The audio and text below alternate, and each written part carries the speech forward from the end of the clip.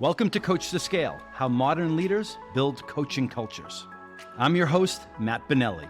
Join me as we build a community of like-minded professionals who share the belief that effective coaching improves the performance of every team member. Our mission is to help leaders become better coaches. The Coach2Scale podcast is sponsored by Coachum, the world's first AI coaching execution platform that leverages evidence-based coaching to increase quota attainment. And with that, let's get started. All right, I'm excited to have this conversation with today's guest. As you'll see, he's a true believer in investing in people. He spent his entire career in the technology, B2B, SaaS space, and has built a reputation not only about scaling and growing businesses, but investing in people. Currently, he's serving as an operating partner at Stage 2 Capital. He's also been a go-to-market advisor to the CEO and the president for roughly the last 5 years. John Boucher, hello, welcome to the show. Great, thanks, Matt. Pleasure to be here. Really looking forward to the chat. Well, lots to chat about. We go back a long way, and I'm one of those people that's in the John Boucher fan club and watched you closely and from afar spend a lot of your own personal time and energy in investing in people. And we'll talk in a little bit later about what you've seen grow from that investment.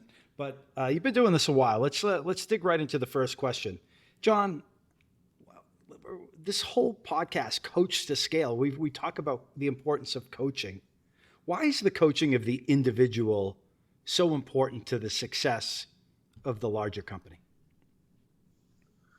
Yeah, I mean, it's a big question. I guess I think about it this way that I spent a ton of time helping build and scale software companies. They were software companies before they became SaaS companies. That's how old I am. But by the way, we talk about scaling, right? If I remember correctly, and I meant to say this in the opening, but you're at Oracle 18, 19 years. In that time frame, Oracle went, rough numbers, 10 billion to 42 billion. I know you're not going to take all the credit for that, but you led a big organization. And those are some fantastic numbers. I mean, that's what we're talking about here. Yeah, it was a fortunate time to be there. The company today is doing amazing. I think they just hit an all-time high with their stock actually this week, which is crazy. But back to the scale question. I mean, when you're growing at the pace we were growing, and it was crazy growth. I think I started with a company that was 10,000 employees. When I left, it was 145,000 employees. So think about that kind of scale. And when you're doing that, you're bringing on all kinds of people, and this is people. We aren't physical assets. This is a people business. Selling software is people, and obviously you got to have great products. But so in my world, it was about how do you get the most out of the individuals and the organization. And so I felt like we tried to set the tone to, first of all, find the best people, of course, but then what do you do with those people? How do you make them the most productive, most effective people, and the most competitive, that we're going to win more than our fair share, And so I just personally felt that was super important, that if we could get the most out of our people and make the right level of investment and really make sure that our leaders knew how important it was that A, we found the right people, but B, that we actually invested in them and held those people accountable to get better and better and better, the best, any way that we could. So I guess I felt like I would put more emphasis and more investment against that, believing the return for, helping get the most out of these people, whether it was, actual individual training sessions or making sure that, field managers were actually making it a part of their curriculum, like that was part of their overall operating system, that they really took to heart that we're going to spend a lot of money attracting talent. And if we're not going to invest into them, and if you're not going to be a part of this around actually doing what we needed to do to make sure that we're getting the most out of them, then that's a whiff on our part. That's on us. It's not on the individual. That's on us. So when you think about that flow, right, the importance of coaching and the impact that it has on an organization, Yeah. does that start in the trenches and, and float up, or does that flow down? Is this a culture thing Yeah. is a top down flow? Yeah. I guess I felt like, I would look at it two ways. One is that I do think that the leadership has to believe in that, that has to believe in the idea that it's worth taking time out of the field to train and coach people, right? Like people are like, oh my God, we can't come out of the field. Oh my God, like we're going to take a day and we're going to do an all day competitive training. Like, oh my God, we should be on the phones. Like, I got an idea. How about we take a day and we're going to be better on the phones tomorrow? How about that? Like, that's how I think about it. Like, if we take a day, we're going to be way better than if we just bang the phones. How about we actually take a day and actually do the best we can to make our people better at being on the phones or being in front of customers or doing competitive, intelligence where people actually understood what the competition was doing. So I was a big believer in like go slow to go fast, which meant actually training and investing in training our people. So for me, that was a bit top down. Like I believed in that wholeheartedly. On the flip side, I guarantee you that the individuals do want to be taught and they do want to learn and they do want to be better. They do want to be better at their craft. They may not admit it all the time, but these are human beings. They want to be better than they were yesterday, tomorrow. It's just that's natural. Especially if you're hiring great people. Yeah, if you're hiring great people, they want to be great. They want to be great, right? So, shame on us if we're not giving them that opportunity because they're kind of thirsting for it. Sometimes they don't admit it, like I said, but generally, really great people want to be better. And so why not give them the opportunity to actually practice their craft and get better every day? So I think it is top down culturally, but you also have a receiving core that actually wants to be better. They're thirsting for their coaching. They're thirsting to be better than their neighbor, to be better than their competition. Well, it reminds me of this client that we had who was reluctant. I think he was working off an employee engagement survey that said, we want exactly what you said. We want to invest. Yeah. So he decided that he would do that, but the type of business they were in, it was high volume. And we can't take any time off the phones. Can't take time off. We did the training. It was he shortened it from 2 days to a day and a half, late Friday afternoon and all day Saturday. And he wondered why people weren't into it. It didn't stick. Yeah, it didn't stick. Yeah, shocking. Yeah, shocking. So with that said, I mean, you talked about your point of view on this. In your opinion, where do companies get it wrong? Yeah, I mean, you just hit on a little bit there, but bringing people in on bringing professionals on Saturdays, that's a starter. They kind of give it lip service, I think is really what happens. And think about this.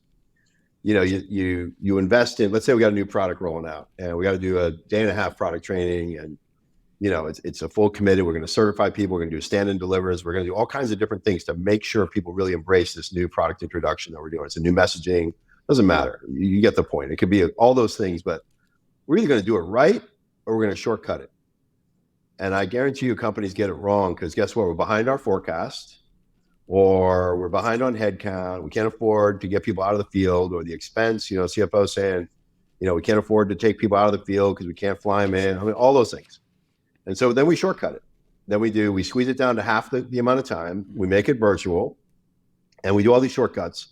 And the reality is we've literally just made it worse. We took people out for a half a day and it was unproductive and we didn't actually get the product off the ground and, we whiffed. Or the alternative is, so that's what bad companies do, bad leadership do. They cut corners and they don't make it a priority. And then they wonder why the new product doesn't actually take off the way it should. They're, like, oh my God, like what's happened? How come we're only 20% of the plan? Like, well, you didn't put the time and effort and investment into it. So it takes fortitude. I mean, it takes guts to actually make those calls, make those investments, and actually, what I would say is do the right thing. It takes guts to do that. And I think sometimes companies and leaders choose the easy path, which is like, I can't get fired. I can't get in trouble for cutting back on investing in our people because I'm keeping them in the field or I'm, saving the company money. Like I can't get in trouble for that. And yet I might get in trouble if I take them out of the field for a day and a half. Yeah. But you got to have the guts to do it, You got to have the guts and that's how I feel. That's the go slow to go fast. Go fast. Totally. You've mentioned in the past, I think you touched on it earlier on in this call too, the importance of an operating system or framework. Yeah. What's your take on that? Can you Big expand believer. on it? Yeah, big believer. Yeah, I having led a fairly large team, let's call it 1,500 people in the field in North America, selling all the applications at Oracle. And when I thought about it, like the most important people in that organization, and I forgive me for people that might be listening that were in different parts of the org, but the most important people, in my opinion, was really the field leaders, the actual first line managers. They were the most important people in my organization, like by a factor, not the senior VPs, not the individual contributor necessarily. It was actually the frontline manager, the most important by far, because they made it go, because they had the operating system that you just talked about. They were the ones that hiring the right people, right? They had to go find the people. They are number one, they're hiring the right people, right? And they're cultivating that team, and they're training that team, and they're coaching that team, number one. Number two, they were creating the culture at that team level, right? That little squad, that tribe, whatever you want to call it, that group, that battalion, like that group, that's led by that first line person, full stop. They set the tone. Like, are they setting a tone that you're on time? Are they setting a tone that you're prepared at every moment? Like, are they setting the tone that we do training every week? Do they set that tone? And if they do, and they hold people accountable, they have process. Like, that frontline person is people, process, and then culture. Those three things, that frontline person is actually making that all happen. Now, of course, the senior people up to sort of start that and set that tone as well. But if you were, put me in a dark room and put a gun to my head and said, if you could choose the role that's most important, that you want to make sure you get right, I would pick that role all day. And so you talked about hiring several times, right? The importance of attracting the right people into the organization. You talk about developing them. Great people, great professionals want to grow. They want to get better. Where does that? How does that link to retention? Right. So you hire great people, then you develop them, you coach them, or you don't. What's the link? Is there a link to retention? Yeah. I mean, there's plenty of studies out there. You've seen them that people stay with companies, more often than not because of who they work for. I mean, it's just really important. They don't say like, because I make more money here. That's not their answer. Right. The answer is who they work for, and the reason they say that is like either mostly because they feel like they're getting help, they're getting the help they need, they're growing as a professional, they're treated with respect, they're given opportunity.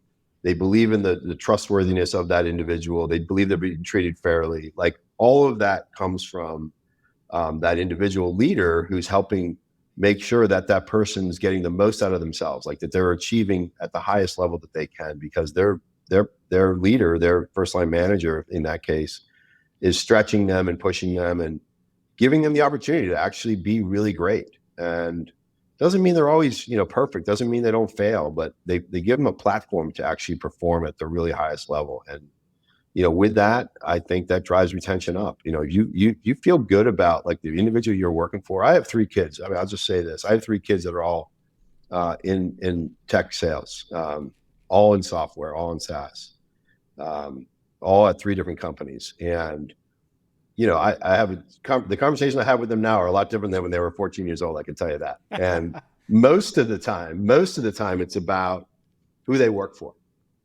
Not about the product. It's not about their commission plan. Our conversation is about who they work for and what that goes like, right? Think about that. Expand on that, because anyone who's going to listen to this is either in a similar position to you right now, or might be, right? Yeah. What's that conversation? It's like, Dad, Dad, Joe's like, Joe's crazy. I'm like, he's calling me at every, hour of the night, or Joe's crazy or whatever. Right. So they have such a big impact. These leaders have such an impact on my kids. And I saw my son, he's at a tech company right now, and he's just transferred to a new group around new business. And I can already tell, like the volume's up, like the expectations are higher. And that's great for my son. My son's a super competitive kid, really good athlete. And I can just feel the energy coming out of him. Like I think he took the role for the challenge. Like I could tell that he was ready to move on to something new, same company, just a different org. And I can just sense the level of accountability and the stretch that he's putting into my son, like trying to stretch him to be better at, his craft. And I love it because I can tell my son's energized by it. And you know what I mean? He's probably a little uncomfortable too, because it's like his old role, like he's been doing it for 2 years, he can kind of get it done, not a problem. Not that he's not trying, but now I can just sense like, wow, like this is like he's leaning into a different level. And that's all about that first line guy. And that first line manager is getting, in this case, your son out of his comfort zone, right? It's not comfortable, but it's better for him. But it's one of those things you look back and you're like, I appreciate that person made me better. Those are the types of things we look back on.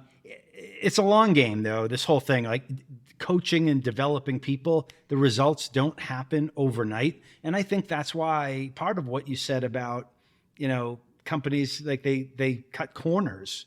And, you sit in boardrooms also. And especially those frontline managers think that, hey, do you want me to coach or do you want me to get the deals done? And many of them firmly believe that it's coming from the board, that the focus is on the deal.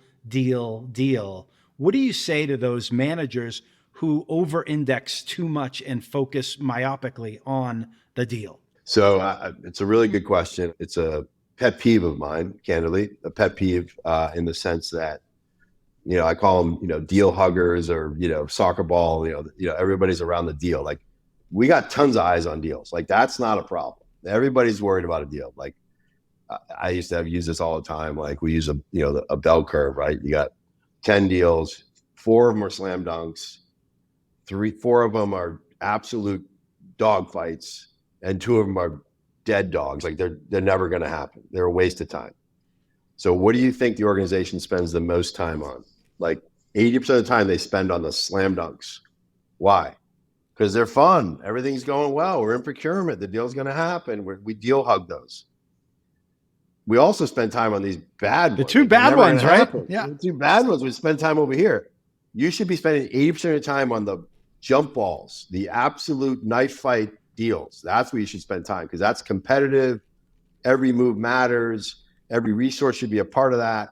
Like once it gets over to that slam dunk deal, like let them just do their thing. That's just process. That's procurement. That's all that stuff. So I would always encourage our organization to be spending time on the jump balls in that top of that middle, the bell curve, where that changes the forecast. Like if you can win, 4 out of those 5 or 3 out of those 5 on a consistent basis, that changes the forecast big time and the results big time. But I want to go back to your question about where time is spent. And I would always encourage my organization, my leaders was like, how much time are you spending? The higher you go in the organization, the more time you have to spend in important versus urgent. It's a really important thing. So the lower in the organization you are, that urgent, you can't help it. Customer calls come in, RFPs come in, like the demos are coming, like all that stuff, hiring, interviewing, that's like urgent. Like you got to do that on an urgent level. The important stuff is like training and coaching and development, like that's long-term game, right? Those important things, thinking about strategy and thinking about partnerships, thinking about, long-range planning, like that's important. And the higher you go, you're gonna spend more time in the important bucket. Yeah. You can't be in the urgent bucket. The lower in the organization, you're gonna be more in the urgent bucket. That's totally fine. But, first line, all of a sudden you gotta spend 20% of your week in the important bucket. And that is identifying candidates, training your people, coaching them up, doing the one-on-ones, doing performance reviews. A performance review is not urgent. It's just not. But you know how important that is to an individual to actually sit down for an hour with their leader who gives them feedback and writes it down, takes the time to write it down and say, look, I would expect that you should do these 4 things to be promoted. You should go meet the people in the other organization to build a bridge over there. You should develop a mentor over here because that's going to help you learn about professional services, which is different than your everyday job. Like those kinds of conversations, those are important, not urgent, but that will absolutely drive long-term results by actually helping people get better and give them the feedback they need to actually work on things that, they might be coming up short on. So why are these performance reviews over the years? Why does it continue to be a charade? Let's say I work for you. We talk all the time. This didn't happen, but if typical situation is I'm a rep, you're the manager, I work for you. We talk every day, but then all of a sudden, once a year, we have to go through this charade to fill out this document, and it seems awkward to everybody involved. Why? It really depends on how you execute against those, but I think if they're done well, if they're why they're awkward is because two reasons in my opinion. One is because they're not giving feedback on a regular basis. So if you wait a whole year and don't give feedback, guess what? That's going to be really awkward. Like if you and I don't have a chat about what you need to be working on, Matt, and then a year from now we sit down and I say, hey, Matt, you need to be working on this, your presentation skills or your call volume or, et cetera, your preparation, whatever. And we haven't talked about that for a year. Yeah, that's going to be pretty awkward. Right. And so that's one reason. That's one reason. And the other reason, honestly, is that I think leaders have trouble giving feedback. Yeah. They have trouble doing it. They just do it. It's hard because you're my buddy. You work for me. We talk every day. But I got to give you some stuff right between the eyes. I got to let you know, like, hey, Matt, this is what you got to do. Here's your gap. And here's why you're a 3 out of 5, on a scale. Like you're doing your job. It's great, but you're not a 4. And here's what you got to do to get to be a 4. And that's a hard conversation. I mean, my observation is that the feedback, you're right. It's either, it's only positive, like, hey, you're awesome, John. Yeah. And without specific, like, what do you think? Like, what am I doing right? How do I know what I'm doing right so I can do more of it? But then when the negative feedback finally comes out, it's oftentimes in the form of a PIP, a performance improvement plan. And it's like it came out of left field, or it's like, they get you should all over, right? You should do it this. Here's the way I would do it if I was you. Like it's delivered improperly. Like giving feedback is a skill. Would you agree? Yeah, it's 100% a skill. And I would say the best leaders, best managers, and I had one early in my career. We'll talk about that maybe in a second. He was crazy, but he drank 12 Diet Cokes before 9 a.m. He was nuts, but I learned a ton from him. And what I would say is that, the great leaders do give feedback along the way. So there is no surprise when they do the annual review or semi-annual review. Like there's no surprise because we've been having this conversation. So I just put it down on a piece of paper and you're like, yep, I remember we talked about this. Like, yep, I'm working on that. I got to do this, this, and this. I got it. Like, that's not a bad thing. Some of my best employees, by the way, were thirsting for reviews. You and I know a gentleman, I won't say his name, but he would push me harder than I was ready to be pushed because he wanted to be reviewed. He wanted to get the feedback, like formally, like, and I respected that. I didn't take it as a negative at all. Like I totally respected it, that he wanted feedback. He believed in me, he trusted me, and he looked up to me, and he wanted feedback from me. And, he deserved it. He deserved it. Real quick on the gentleman that I've talked about, this was early on in my career. And I remember after every call back in the day, we were on field sales calls. We weren't doing this. We weren't having this kind of call. We were going to see people. And after every meeting, whether it was on a plane or whenever you do it, he would bang out a note, like really quick, every call. And he would just say, these are the 5 things, bang. Like, this is how we can improve. And he would say he wasn't always on me. It was like, we could have done this, we could have done that. This was like a post, a post-mortem, on a deal, on a meeting. And he would do it consistently. And I remember the feedback, like most of the time it was like, yeah, he's spot on. Like we could have done this, we could have done that. Like we missed this, we missed that.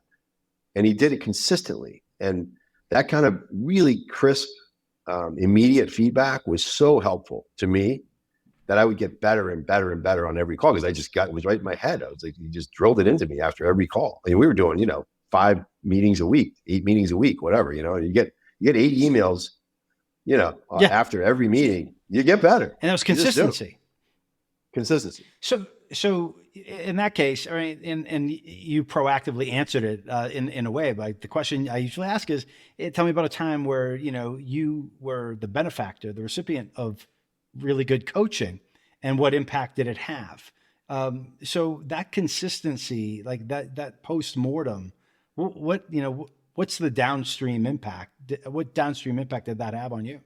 Yeah, I mean, I just think it helped me just be more prepared, think through whatever the meeting we're going to have. Like I appreciate it. I didn't always love it. I'll be honest. I didn't always love it because I wasn't perfect on every call for sure. But I did appreciate it because I knew I was getting better. You know what I mean? And I guess I kind of, whether it was even a QBR, like think about QBRs, you go in, you got to get ready and prepare, and, you deliver your business plan, right? Like, what are you working on? Like, how'd you do? What are you working on? And I was a big believer in them. I had legendary QBRs, like 12-hour QBRs for 4 days. And I had great energy, and I was fortunate that way. I had some of my DNA, and we would just grind through it. And I had full energy. My attention was there for 12 hours for my people because I felt like they put the time in. I'm going to be ready to make sure I put my time in. And I was never on my phone or never laptops on out, like nothing. It's just not how I operated. And people thought I was nuts, but they knew we were doing a QBR, like I'm paying attention and we're going to have a full dialogue. And go ahead. You can tell you look like you were going to ask a question, but so in that scenario, like I learned to prepare. Like I was pretty good at that. Like I worked hard to make sure I had a really solid business plan, and I was very thoughtful. And again, it's like important, not urgent, like putting time into developing the right business plan to actually reflect on my business. What adjustments am I making? And, how am I thinking about the go forward game plan, and be very crisp and very, very, very clear thinking on it. And I expected that out of my people, and they knew that. And I guess I learned that from some executives that I worked for. Like, I was at relatively senior level. You don't walk in and do a 45-minute QBR and not have your shit together. Apologize for that, but yeah, no, yeah, like I was pretty tight. I got pretty good at it. Those were career enders. We've seen a few of those. Yeah. I mean, it's just not how I operated. And I think if you talk to people that work for me, they had the same level of preparation as well. You've been the benefactor of, working under great leaders and coaches, and often, I mean, that shapes you, right? Was there an aha moment where you said, hey, you know what? I might have not been doing things the exact right way, and, it kind of hit you in the face? Or, when with the benefit of hindsight, when you look back, was there some aha moment where you realized that this stuff was important and you wanted to, form your leadership style in that way, more like that? Yeah, I don't know if I don't know if I can go fully to an aha moment. I think, one that I always, remembered, and I tried to impart on our people, which is really difficult in a revenue generating organization. And, I work for an individual that I always remembered. This is just an interesting thing around doing the right thing. And when I say doing the right thing, it's at the moment. It's at the moment, in the moment, when nobody's looking. You know what I mean? Like whether it was for a customer, an employee, a peer, that you did the right thing. You made the right call. And, because stuff could be done, whether it was with a customer. You could cut a corner with a customer and maybe not be as forthright about whatever it was. I don't care if it was pricing or product or whatever, right? Like, look, I always know we were selling. Like, make no mistake, we were selling. So I'm not trying to, share more than I need to, whatever. But I was taught by a few leaders in particular that we did the right thing. You make the right call. Whether it was a teaming agreement or a split or all these kinds of things that went on, like you do the right thing. And if you act that way, and this is really important, if you consistently make that call as a leader, somebody brings something to you, you look at both sides of it and you make the right call because it's obvious. It's obvious. And if you do that enough times, literally you do it 5, 10, 15, 20 times, guess what? They don't even bring it to you anymore because they know what you're going to say. They know exactly what your answer is going to be.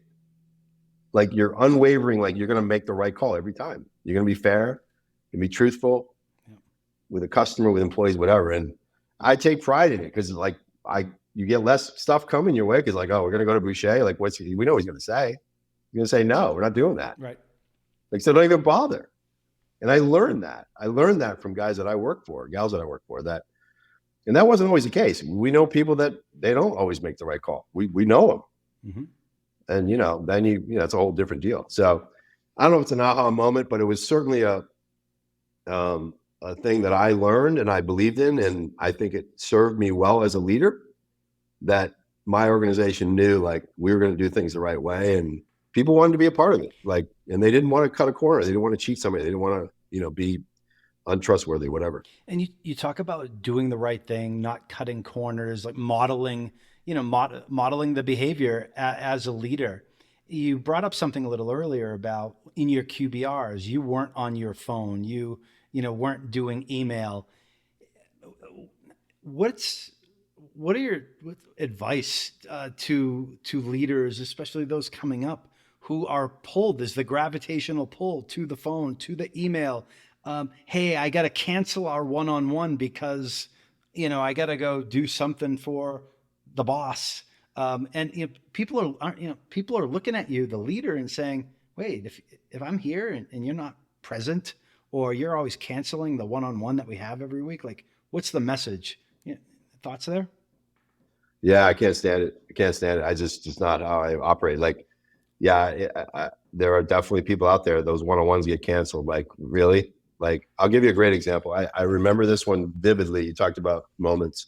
I'll actually name this person because I have the utmost respect for him. His name is Ray Lane. He was the chief operating officer at Oracle. Like the most clear thinking, most impressive executive I've ever been around, full stop. Yep. And I actually had a chance to talk to him probably 6 months ago on the phone. And I remember him standing in front of an organization, presenting like a big kickoff. And he was a big believer of being in the moment. Like he had no tolerance whatsoever for, cell phones, et cetera. And like a phone went off in the front row, second row, third row, whatever. Literally phone went off, wasn't silenced, whatever. It's probably 5,000 people in the room in the whatever. Yeah. And he just stopped. He said, "Oh, please, I'm sure it's important, probably more important than anything I've got going on." He's the chief operating officer at Oracle. And he looked 3 rows up and just stopped and said, "Please go ahead, take the call. I'm sure it's important, like more important than anything I got going." And that's just like, it was such a moment like that said, like, look, if he's given up his time for an hour in front of everybody or in a meeting, whatever, like if he's given up that amount of time and not being distracted, not taking a call, not doing anything, then I'm pretty sure we should be able to do that. Right? Like just part of it. Yeah. So, yeah. Yeah. Actions. Yeah. Not words, modeling. Yeah. It is actions. And, you asked like, how do you deal with it? I just think you just set the tone that says, we're all invested here. We all put a lot of time in to get ready for these, whether it's a meeting or whatever, like, let's just be in the moment. Let's be present. Just be present. So John, we talked a lot about, your career and the success that you've had in scaling businesses, growing companies. Mm-hmm. And you did, of course, touched on the importance of the people, but knowing you and working for you in your organization over the years, I also know that you take a tremendous pride in developing people and seeing what they go on to do. We talk about the Belichick coaching tree and the Saban coaching tree. I think those that worked in this space, there's the John Boucher coaching tree as well. Can you just talk a little bit about what that means to you? Yeah, I probably didn't know it in the moment. I mean, I knew we had great people. We had a great run. I still spent a lot of time with people that were part of our team, and they were young people at the time, and we talked about having great people, and you don't win unless you have great people. It's just you just don't. You can have all the great process and culture and product and whatever, but guess what? If you don't have great people, you're not going to win. So we did have that, and I do think that we had a culture and a system that created great leaders, and they went on to do some amazing things that, to this day, it's part of, I'm with Stage 2, as you mentioned. It's a venture capital firm that's oriented around go-to-market investors. We invest in all kinds of B2B SaaS companies, but our thesis is that we've got all these great investors / operators from the go-to-market side that can help founders and early stage companies with their go-to-market plans. And so that's kind of our thesis, what's make us different than other venture capital firms. And I invested in it 5 years ago as an individual and started to realize, like, the people they were looking to, bring on as investors were people that were in my group that are at these amazing companies as CROs and VPs of sales and presidents and some of them CEOs. And yeah, I do take a lot of pride in that. Like, I realize, like, it's probably the most rewarding part of actually leading is watching people grow and succeed. Like, there's nothing more rewarding, than seeing them, take advantage of opportunities and providing for their families and, growing their own careers. Like, it's super fun to watch. And, that's been a big part of, for me, a rewarding, part of my own career. I probably get 4 or 5 texts a week from people that, hey, I'm looking to make a change, or I'm looking to I got 2 today. Like, people that used to work for me, like, they'll ping me and ask me, and I love it. My wife thinks I should charge for it, but it's not who I am. But no, it's not. It's not who you are, but it's noticed. Your wife notices it. Your kids notice it. They notice that people reach out to you and appreciate that. And certainly, that's super helpful to stage 2. And I have a bird's eye view onto that. Well, how about Seismic? Right, you've been working with the team there at the highest level for almost 5 years. What do you love about what you're doing over there? What drew you there? Yeah, I love it. It's funny. I appreciate you asking that. I'll say I love the CEO. I think he's one of the more clear thinking, thoughtful founder CEOs that I've ever been around. And I could do this for a lot of different companies, candidly, but I enjoy the space. It's sales enablement. It's like helping actually salespeople and pre-sales people be better at what they do around content management and being on message at every interaction with a customer. And so I love that. And it's actually a really young company. It's young, like, meaning it's only 12 years old, but the personnel, the people that are there, I mean, they're half my age, all these, these leaders and to me, they're kids, but and I love watching, the next generation of sellers, how they tackle things and, the technologies they use. And, I'm able to help coach them up. Some of the things don't change, some of the things don't change when you're working on a deal and trying to figure out who's who in the zoo and competition and value prop and all that stuff. Some of that stuff doesn't change. Some of the technologies change and how they get there. But so I enjoy that part of it. I enjoy, like, just watching some of the young crowd, learn and tackle things. And I just try to help anywhere I can. So it's really a great opportunity for me. And I appreciate the opportunity to be a part of it because I get to see from the executive level what they're thinking about, how they take this business to another level, and then help some of the team, get better at what they do. All right. Well, listen, John, learned so much today. And, I know I could ask you these questions for hours because I love talking about this stuff. We talked about hiring great people, the importance of having an operating system, coaching, modeling the behavior. It starts with the top, being present, all those things. Do you have any last minute advice for those leaders that are trying to figure it out? Maybe they don't have great coaches that you had. Maybe they're trying to figure it out themselves. What advice would you give them? Yeah, I would definitely create a rhythm, like the operating system. Like, think about how you're gonna, on a weekly basis, monthly basis, like, what's the cadence of the business? I think it's really important, like, to sort of set that standard as a leader, whether it's first line, second line, and remember to actually put time into the important, not the urgent. I think the urgent, and more now than ever, you talked about all the stuff that's, whether it's Slack or the text or whatever, there's so much, like, pull to the urgent. I'm just a huge believer that the best leaders find time to spend time in the important quadrant, which is basically to go slow and go fast. We talked about it. Like, spend some time there, and I guarantee you'll feel better about the business because you've actually taken the time to think through that rhythm of how we're going to operate, how we're going to train, how we're going to be better. And, take the time to spend time with your people, man.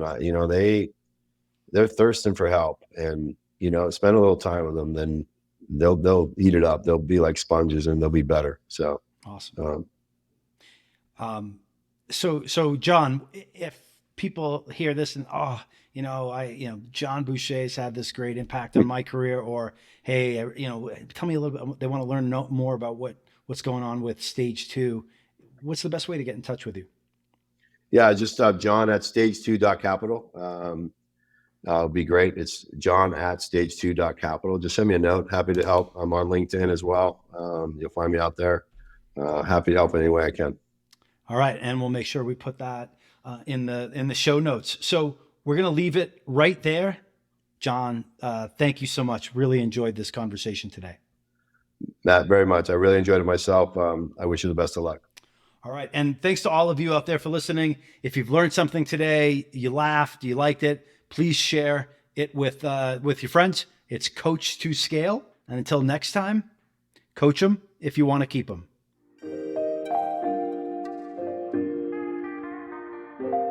We hope you've enjoyed this episode of Coach2Scale, How Modern Leaders Build Coaching Cultures.